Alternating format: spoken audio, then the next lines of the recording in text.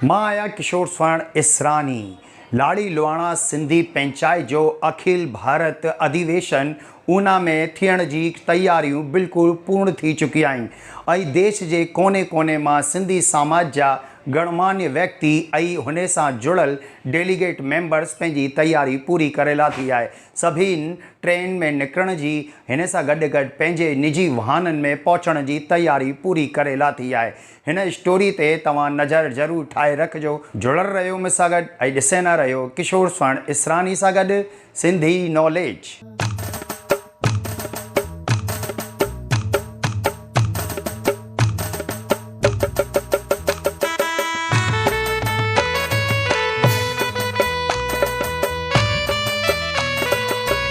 भारत जी सभिनि खां वॾी संगठित सिंधी पंचायत लाड़ी लुहाणा सिंधी पंचायत, जंहिंजी राष्ट्रीय स्तर ते बि पंचायत आहे, प्रदेश स्तर ते बि पंचायतूं आहिनि ऐं शहर स्तर ते बि पंचायतूं आहिनि। राष्ट्रीय स्तर जी अखिल भारत लाड़ी लुहाणा सिंधी पंचायत जे बैनर तले थियण वारो आहे हिकु राष्ट्रीय अधिवेशन ऊना में। 17 ऐं 18 सितंबर जे हिन अधिवेशन में सभिनी जी आहे नज़र ऐं हिन अधिवेशन में थियण वारियूं आहिनि घणई महत्वपूर्ण ॻाल्हियूं।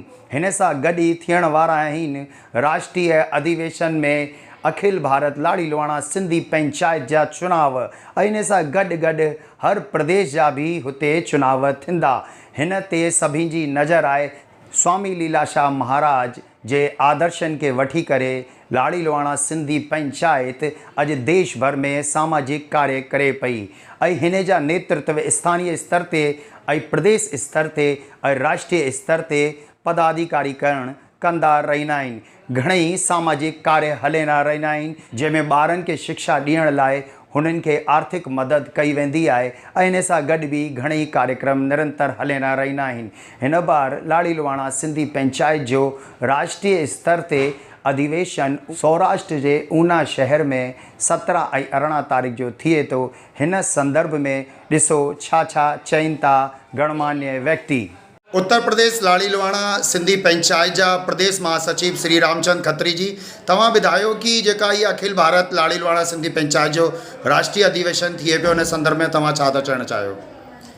असांजो अखिल भारत राष्ट्रीय अधिवेशन ऊना सौराष्ट्र में 17-18 सितंबर जो थी रहियो आहे, जंहिंमें सुझाव बि ईंदा, नया ऐं नियमावली बि ठहंदी ऐं उन सां गॾु असांजे पदाधिकारियुनि जो चुनाव बि थींदो, जेको पंहिंजे देश जी शेवा करे सघे, समाज जी शेवा करे सघे, उनखे ई चूंडंदा।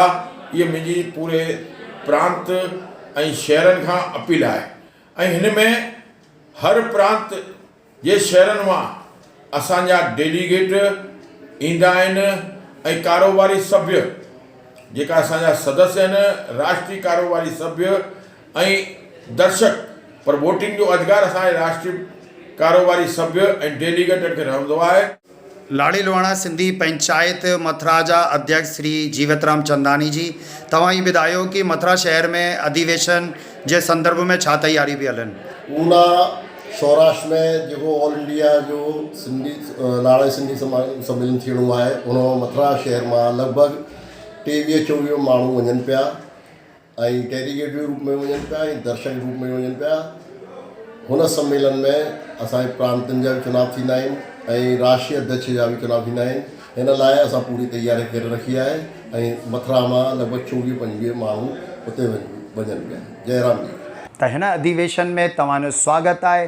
त पूरे उत्साह सां गॾु जुड़ेंदासीं, पाण ऊना में मिलेंदासीं, हिक ॿिए खां गॾिजेंदासीं, हिक ॿिए खां ख़ुशी सां गॾु मिलेंदासीं ऐं इहे मिलनसार व्यवहार असांखे ॾिसण लाइ मिले थो सौराष्ट्र जे ऊना शहर में 17 ऐं 18 सितंबर जो। अखिल भारत लाड़ी लुहाणा सिंधी पंचायत जी हर गतिविधि ते रहंदी मुंहिंजी नज़र ऐं हर वीडियो तव्हांखे मिले नी। हिन लाइ तव्हां सिंधी नॉलेज खे सब्सक्राइब ज़रूरु करे लाहियो, जंहिंसां मुंहिंजी हर वीडियो तव्हां ताईं पहुचंदी रहे ऐं हिन वीडियो खे ॾिसण में तव्हां जेको समय ॾिनो आहे हिन लाइ मां तव्हांजो धन्यवाद थो करां। ऐं तव्हां चैनल सां गॾु अगरि नया जुड़ियल आहियो त सब्सक्राइब ज़रूरु करिजो ऐं हिन सां गॾु लाइक, कमेंट ऐं शेयर करणु न विसरिजो। त जुड़ियल रहियो मूंसां गॾु, ठहियल रहियो मूंसां गॾु ऐं ॾिसंदा रहियो किशोर स्वर्ण इसरानी सां गॾु सिंधी नॉलेज।